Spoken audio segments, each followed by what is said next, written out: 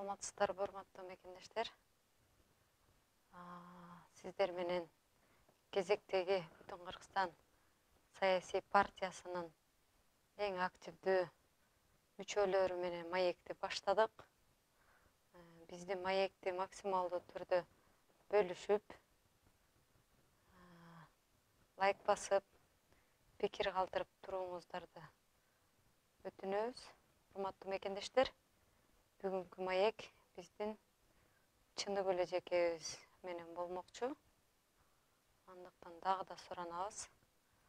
Маекти максималдуу бөлүшүп, биз менен биргеликте пикир жаратыңыздар, пикир кошуңуздар. Сиздер менен адаттагыдай эле мен Розайым Нарматова жана ошондой эле чындык эле жекебиз болмокчу. Саламатсызбы, чындык эле же? Саламатсыз. Мына мынтип биз дагы Жалал-Абад шаарына конокко келип калдык. Рахмат. Буюрса эртең эл менен жолугушуу болот, адашпасам. Азыр бул жерде мен теманы коюп жатып, элдерге түшүнүктүү болуш үчүн ошол теманы аталышын сизге дагы айтып, анан суроо катарында берип кетейин деп атам да. Анан темадан тышкары анан сизге өтөбүз буюрса. Бүтүн Кыргызстан саясий партиясынын жетекчиси Адахен Кимсанбаевичти шайласаңар, артынан уурулар кирип кетет деп бир азыркы бир кишинин досунун партиясындагы адамдар айтты да. Бүтүн Кыргызстан саясий партиясынын ичиндеги мүчөлөр эмне ууруларбы? Кандай жооп берет элеңиз буга? Биринчиден мен өзүм жеке ишкер, анан кийин айлана чөйрөмдү карап, анан өсүү жолуна умтулган кишимин. Ошондуктан мен списокто билген, мен тааныган кишилер көп. Жаңылар дагы аябай көп экен. Анан өткөнкү конференцияда көрдүм, аябай билимдүү, сабаттуу адамдар топтолуптур. Анан мен андай жерде өзүмдү өтө жакшы, аябай жакшы адамдардын арасында өзүмдү ушунчалык жакшы сезем. Орусча айтканда своей тарелке дегендей, аябай жакшы адамдар чогулуптур да. Мен ойлойм, андай адамдардан уурулук кылганын бирин да билбейт экен. Устаты кандай болсо шакирттери ошондой болот дегендей, агайыбыз таза болгондуктан биз ошол аркасынан ошондой адамдар чогулуп атат деген ойдомун. Бул видеону дагы мен көрдүм.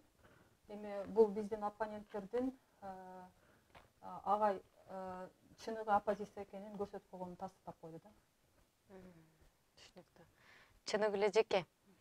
Бул Бүтүн Кыргызстан саясий партиясындагы ушундай айым кандидаттардан көбүрөөк алып атам. Алгачкы маегим Исхак Масалиевден болгон.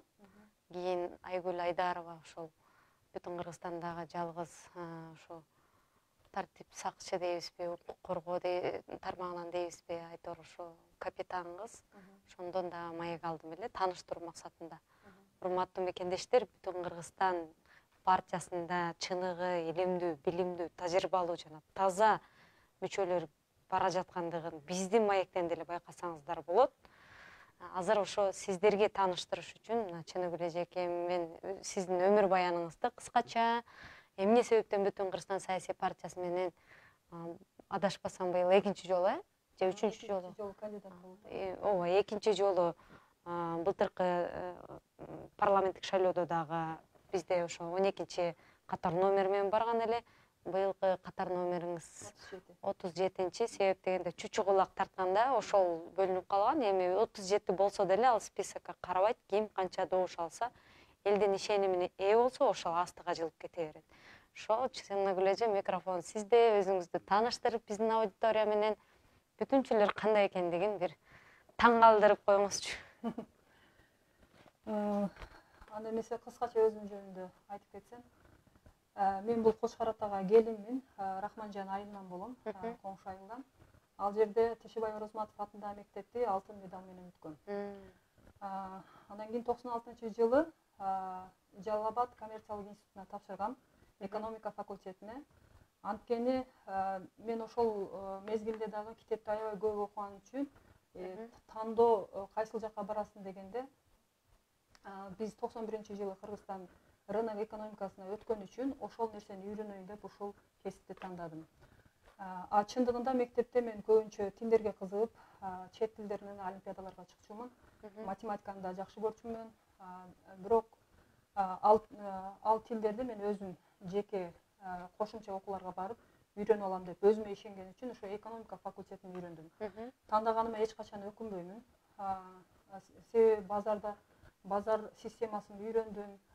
Себеби дегенде азыр базар системасына өткөндө көп нерсени көп эл түшүнбөй атат. Себеби дегенде союз бузулгандан кийин бекер деген нерсе калбай калды. Бардык нерсе акчага бааланып калды. Ошон үчүн мен руханий байлыкты дагы, материалдык байлыкты дагы чогуу алып кетиш үчүн ушул кесипти тандаганмын. Экономиканы бүткөндөн кийин тилдерди өзүм кошумча үйрөндүм. Андан кийин турмушка чыгып, 3 балалуу болдум. Тилдер эсиме чыгып калбасын деп 28-мектепте, орус мектепте Кочкор Атада аз эле саат алып алып, үй бүлөлүк шартка байланыштуу. Балдарым кичинекей болчу, кайненем оорукчан болчу. Ошондуктан мен 18 эле саат менен билген нерсем унутуп калбаш үчүн, тажрыйба топтошум үчүн, мектепке кирип үй жумуштарына жетиш үчүн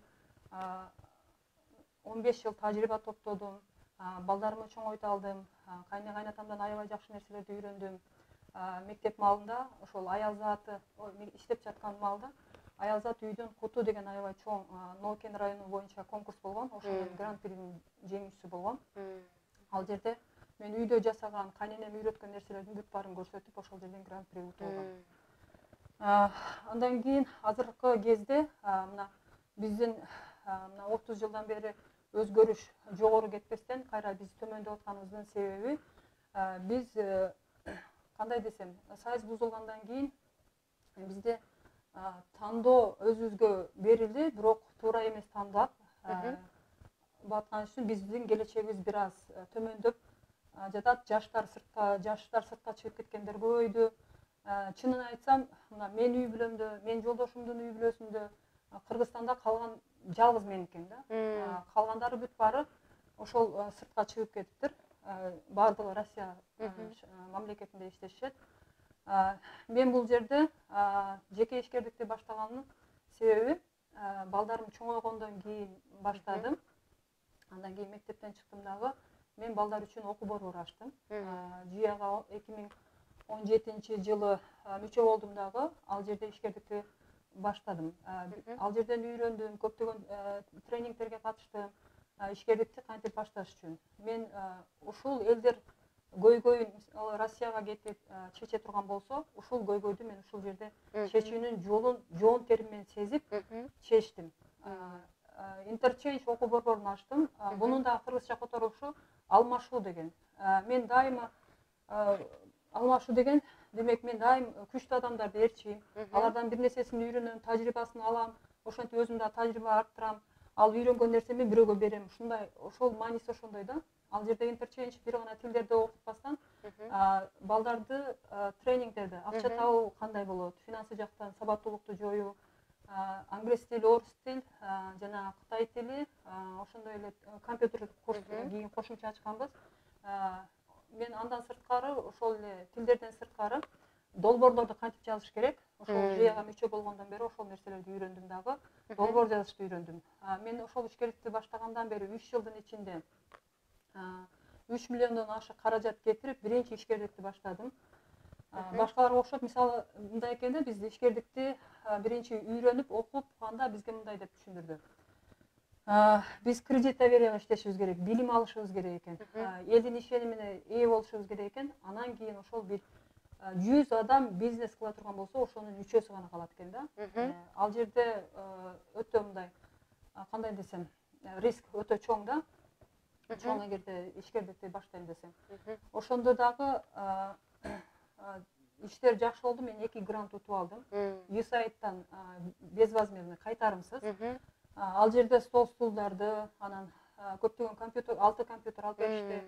Биз ошол менен кошумча компьютер курсун ача алдык. Андан кийин бизге баягы балдарга китеп жетишсиз боло бергендиктен полиграфияга долбоор жаздым. Ал кайтарымы бар $4000. Андагы бизнес партнерім менен ашқанбыз, ошентип алар бизге муктаж болгон китептерибизди чыгарып беришет. Андан сырткары мен көптөгөн академ лагерь деп балдар үчүн тренингтерди уюштуруп, өзүн өзү таануу, өзүн өзү өстүрүү, финансылык сабаттуулук боюнча академ лагерь деп ачып, көптөгөн лагерлерди уюштурдук. Көлгөдө барып келдим, Сайдмурат Давлатовдун лагерлерине катышып, долбоор боюнча.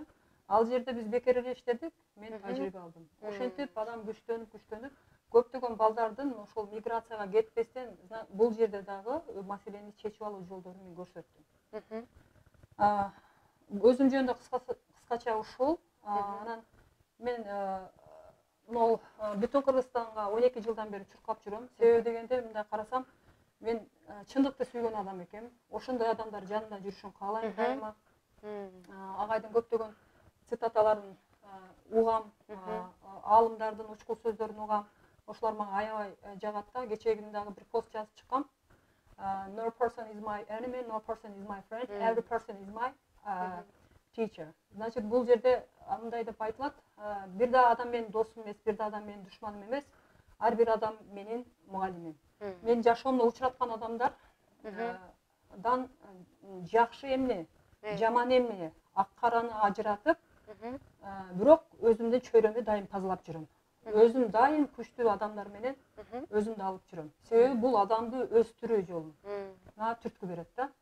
Себеби дегенде ошентип аракет кылбасам, мен өлкөм үчүн бир нерсе жасагым келет да. Себеби жаштарыбыз, жашты агайдын программасында мына биз Бүтүн Кыргызстан партиясынын программасына 10 пункттан турат.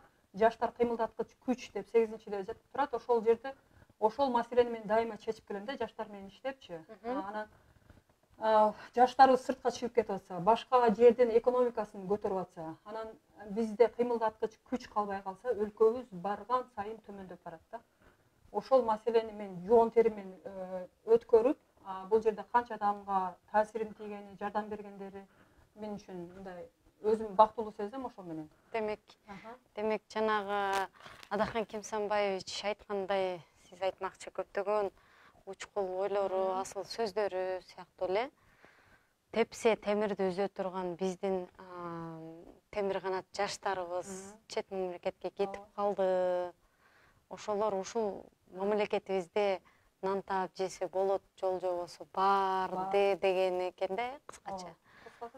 Ошондой экен да. Анан азыр биздин мекендештерге абдан бир көрүңүздөрбү, урматтуу мекендештер, бизде деген ушундай өзүнүн өмүр баянын, өзүнүн билим жолун, өмүр жолун айтса такыр түгөнбөгөн мындай керемет жумуштарды аткарган, айылда туруп ааламга таанылууга аракет кылган Кыргызстандын бүт бар жок билим, ишкерлик, өзүн өзү өнүктүрүү ушул тармактан жаш жеткинчектерге, керек болсо бизге окшогон орто муунга, жаштарга, улуу муунга дагы сабак окутуп, үйрөтүп кое турган эжекелерибиз ошо биздин партиядан баратат. Анан эми мен сизден сурайын деп атам да, мындай жан дүйнөңүздү ачыпчы, мындай кенен олтуруп. Нечен жылдан бери мен жана ошол Жалал абадда, Кайрылуу абадда айттым да. Биздин аталар, апалар мен кыйынмын десе, мунусуна ишенди. Мунусу мен кыйынмын, керек болсо мен атамдын, апамдын, бала чакамдын ушул кандай десем, каргышы тийсин, же болбосо ошолордун башы менен, өмүрү менен мен ант беремин деп бири-бири менен кучакташып, саламдашып бириккендер болду. Эгерде биз ошол добуш албай калсак, ушундай болбосун деп. Анан аны менен ажырашып, анан кайра башкасы менен кучакташып, учурашып, ушинтип түркүн түстүү партияларга кошулуп баргандар болду. Ошолордун баарын көрүп турган эл азыр адашууга акысы барбы? Эң сонун мүмкүнчүлүк болуп турат да. Мен ушуну айтайын деп атам да. Мен азыр ушул шайлоодо мен өзүмүн цитатам менен баратам. Агайдагы бул өзү учкул сөздөр менен дайыма сүрөттөрдө көрөм, агайды улуу инсандар жолунда деп чыгат агайчы. Мен улуу инсандар жолун улап, жаштарга жол баштайм депчи. Ушул лозунг менен баратам мен дагы. бул ишти жасап атам. Ал жерге барсам деле, барбасам деле жасайм да. Анан эми эл кимге ишенишин билбей калды. Азыр бул бүтүн Кыргызстан партиясы парламентке барбай калса, биз улуу муун менен келечек муун үзүлүп калса, биз өлкөбүздү талкалап алабыз. Ачык айткандачы. Кече күнү мен сыйлап жүргөн эле адамдардан уктум. Мен былтыр бир партияга иштеп, бир үйлөрдүн бир жерлерин бүтүрүп алдым депчи. Анан ушундай ичим муздады да. Кандай болуп атат бул адамдар, кандай болуп атат депчи. Мен анан ачык айттым да. Мисалы, мен Турцияга туризмди үйрөнөм деп бардым. Кыргызстанда туризмди өнүктүрсөм деген ниетим бар. Бирок туризм туруктуу өлкөдө өнүгөт экен да. Анан кийин биз туруксуздукту көрсөтүп атсак, агай айткандай, программаңды сурай беришет го мындай. Программаң жок, программа бар. Бирок мыйзамыңды алтын тамга менен жазсаң дагы, эгерде сен элдин ишеничине ээ болбосоң, эч ким ишенбейт экен да. Азыр эл кыйкырганын баары кыйын эмес экенин билгени билип калды, көп ажырата албай калды. Мен жашоомдо эч нерсеге өкүнбөйм. Чындыгында өкүнө турган нерсеңиз барбы деп кээде балам да сурап калат да. Себеби дегенде мен тандоо жолунан эч адашпадым дейм. Турмуш жолунда деле, иш жолунда деле. Себеби мен дайым улуу инсандардыга угуп, улуу инсандарды угуп, алардын сөз багып дегендей, мындай сөздүн таржымалын кылып дегендей, дайым уккан үчүн мен жолуман адашпадым. Себеби көбүнчө тайнем менен жашагам, энем менен жашагам, кийин кайненем, ошолардын сөзүн укчу элем да. Балдарың деле орус мектепке бербей эле кой, менин балдарым орус болуп калды дечи эле. Менин балдарым кыргыз мектепте окуйт, бирок англис тилин, орус тилдерин жакшы билишет. Ошондуктан мен айтам дайыма өздүгүбүздү жоготпойлу депчи. Мен чет тилдерге кызыгып, анан бүт Дейл Карнегинин китептерин, бизнес тууралуу дагы бүт китептерди окудум, психологиянын китептерин да окуп атам. Ал жерде бизди кыргыздын учкул сөзү айтылган ата бабаларыбыздын сөздөрүн алар бизге таржымалдап берип атат да. Агайдын анан жана сөзүн эстеп кеттим да, кыргызчасын түшүнбөйт, орусча айтыш керек депчи. Анан чындыгында биз башка азыр ааламдашуу болуп атпайбы? Башка өлкөлөрдүн таасирлери, анан мугалимдерге кыйын болуп калды. Ушу ааламдашуу жолунда мугалимдердин балдарга таасири тийбей калды, сөзү өтпөй калды. Мен бирок бул маселени мен чечип алдым да. Мен мисалы лагерь уюштурам же башка нерсе уюштурсам, балдар тез эле келет. Себеби мен жасаган ишим менен сүйлөгөн сөзүм дал келет да. Балдар дагы булар мындай көзү менен тарбиялат экен да. Балдардын өзүмдүн балдарымды тарбиялаганда, мен биринчи мен өзүмдү тарбиялайм да. Менин кыймыл аракетим аларды тарбиялайт. Буларга балдарыма кыйкырып отурбайм, бакырып отурбайм. Өзүм окуучуларыма деле ошондой. Алар кичинекейлердин психологиясын да жакшы билем, улуу муундардын дагы. Ошон үчүн мен ортодогу азыр орто муун болуп, ошон үчүн улуулар жолун улап, жаштарга жол баштайм деп. Эгерде азыр ушул туура тандоо жүрбөй калса, мен кийинки келечегимди көрө албайм. Чындыгындачы. Кече күнү дагы Бишкектен келатканда индустар жүргөн экен, аларга тамак албай кыйналып атышкан экен, тамак алып бердим да. Анан ошол жердегилер айтып атат, анан сиңдилерим да айтат, ошол жерде жүрө бербестен кор болбой кетпейсизби? Чет өлкөдө сиз жакшы. Чындыгында мен Турцияда бир 6 айдын ичинде эле $3000 топтоп келгем. Анан мүмкүнчүлүк чоң да магачы. Турциядан иштегенде 1 жылга чейин чакырып уже чарчады да. Ал жерде чындыгында бекер, тамак ашың бекер, жатаканаң бекер, бүт условия. Бирок мен андай мындай эл кылгандай нерсени жасай албайт экенмин да. Негедир өзүмө тарта берет да, өлкөмөчү. Анан ошон үчүн мен бул жерге мен азыр жасап аткан ишим, мен адам эгип атам да. Мисалы үчүн биз агай келе атса, кандай сүйүнүч менен Адахаң Кенсамаевич келе атканда күтүп алабыз го. Мен дагы азыр мисалы көптөгөн жаштарды окутуп, чет мамлекеттерге кеткендер бар, келсеңиз күтүп алабыз дегендер бар. Иштеген жериме барсам, Турцияга барсам, алардан күтүп алабыз дегендер бар да. Ошондой иштерден мен өзүмдү бактылуу сезем да. Демек элдин адашканга акысы жок. Элдин адашканга акысы жок. Эгерде адаша турган болсо, улуулар жолун улай албай калсак, биз кандай десем, жаштар акча табат, бирок биз руханий байлыкты жоготкондон кийин биз улут болуп, уңгубузду улай албайбыз. түшүнүктүү. Ушул сөзүңүздөн улам бир окуяны эстеп кеттим да. 2014-жылы мен ушул Ошто болуп калдым. Ошол мезгилде Сулайман тоону көрүп түшөйүн деп чыксам, бир Кытай улутундагы японбу, корейцпи билбейм, бир башка улуттагы кыздар кетип атыптыр. Анан кичинекей эниме мыналар кайсы улуттан болду экен деп сурап атсам, мени карап эле мен кыргызча билем деди да, Корей улутундагы кыздарчы. Анан жакшы го, абдан мыкты, кыргызча билсеңер сонун десем, ооба ушул жерге келип мен кыргызча үйрөндүм деп айтып берип атат. Ал кыздын аты Хейми Ким экен, кыргызчага Акылай деп которуп алыптыр. Акылдуу деген сөз экен да, мындайча айтканда. Анан ошол айтып берип атат да. Мен ушул Ошко келип кыргызча үйрөндүм дейт. Бишкекке барсам баары мага орусча сүйлөйт, мен кыйналам дейт. Мен англисче сүйлөсөм, алар мага англисче көпчүлүгү сүйлөй албайт дейт. Бир кызыктай эле экенсиңер деп атат да мага.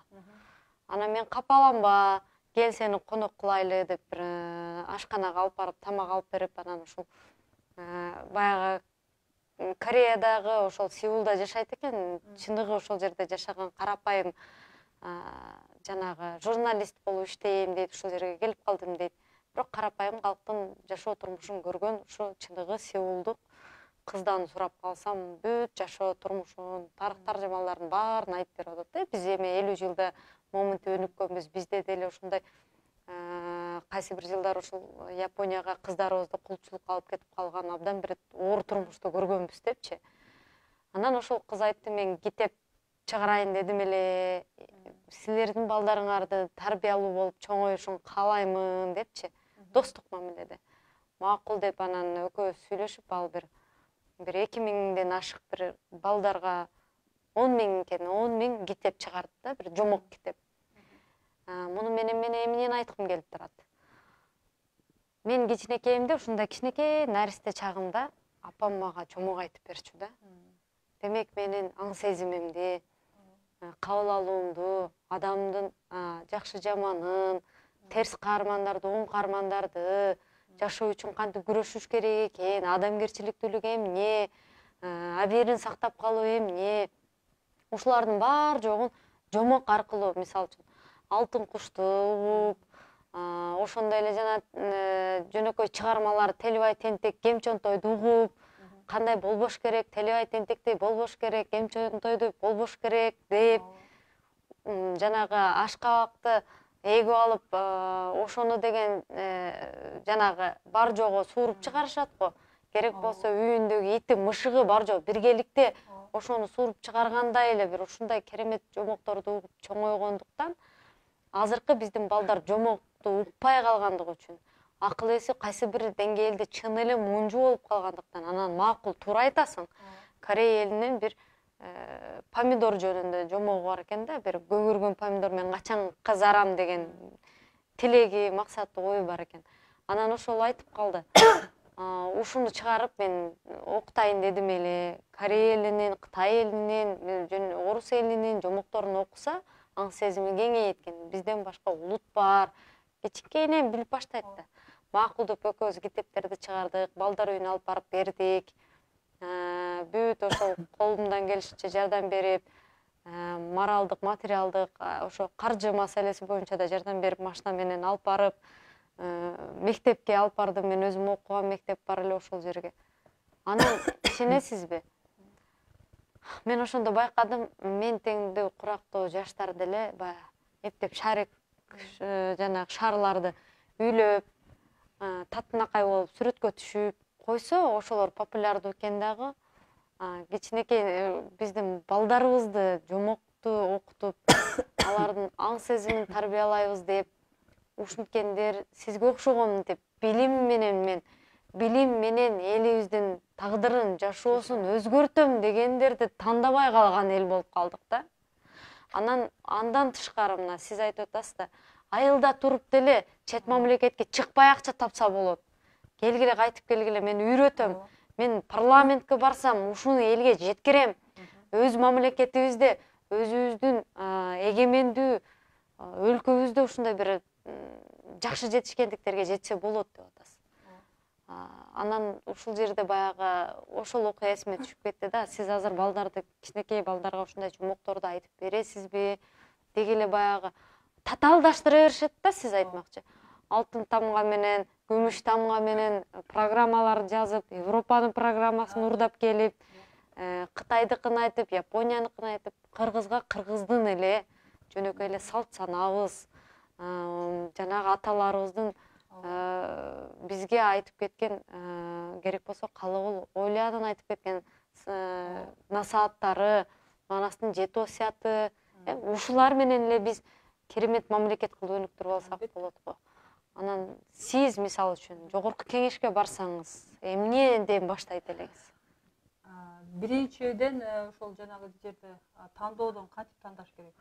Мисалы мен тандоодон жаңылбай тандаган жолума мен ыраазымын дейм го. Себеби китепти көп окуган үчүн да. Азыркылар китепти көп окуган үчүн тандоодон жаңылышып атат да. Себеби китеп книга ни к чему не учит, она раскроет человека дейт да. Китеп эч нерсе үйрөтпөйт экен, ал адамды ачып берет экен да. Адам өзүн табыш керек, өзүн окуш керек да. Ал үчүн сен китептен окусаң, өзүңдүн каарманыңды таба аласың да. Анан өзүң жолуң көрүнөт да. Китептен окусаң, мисалы үчүн бир адамдын тагдыры акырына чейин көрүнөт го.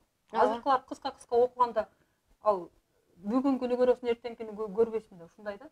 Анан ал эч кандай бир как личность болуп калыптанбайт аларчы. Ал жанагы биз Муурда Чыңгыз Айтматовдун китебинде окуган Жоломонго окшоп бир мамкыт болсо, азыр мамкыттар көбөйүп атат да. Булар өлкөнү, коомду, ондун оорусу болот дагы, кийин ушул азыркы мага жакшы деген адамдар дагы баласын, коомун кое бере албайт. Себеби бандит өлкөдө ээн эркин эч ким жүрө албайт, эркиндиктен баардыгы ажырайт. Ошон үчүн мен азыр көрүүчүлөр болсо, тандоодон кантип тандайм? Мисалы үчүн мен тандаганда дайыма устатты карайм. Устат биринчиси, экинчиси чөйрөнү тандашым керек. Чөйрө жөнүндө бир сөз бар орусча. Среда сильнее, чем сила воли дейт. Мисалы үчүн ошону түшүндүрүп берсем, кээ бир киши айтканда эле сразу түшүнөт мунучу. Кээ бир киши бул эмне экен дейт да. Среда сильнее, чем сила воли. Чөйрө адамдын эркинен да күчтүү экен да. Мисалы мен эрктүүмүн дейм да. Мен арак ичпейм, сигарет чекпейм, мен жаман жолго барбайм деп өзүм мен ошентип мен жакшы ийгиликтерге жеткем деп өзүм мактанганым менен, эгерде менин чөйрөм жаман болсо, ошол нерсени эртең мен жасайт экен да, өзүмө билинбей кире калат экен да. Азыр ошондой кетип атат да. Ааламдашуу, же арабташып кетишип атат, европалашып кеткен, өздөрү байкабай калган. Мен көпчүлүгүнөн угам да, ошентип орусташып кеткендер бар.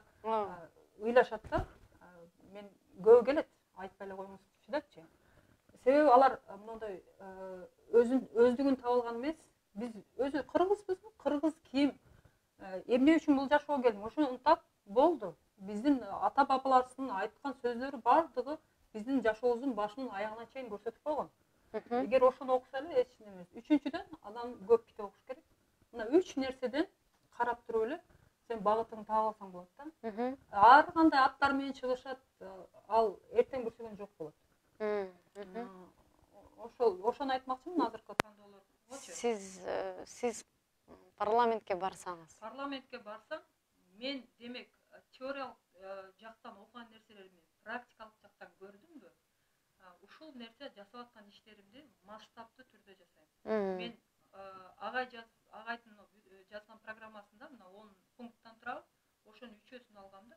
Негизинен азыр жасап атам, жаштар кыймылдаткыч, жаштарга ишкерликти үйрөтүп атам.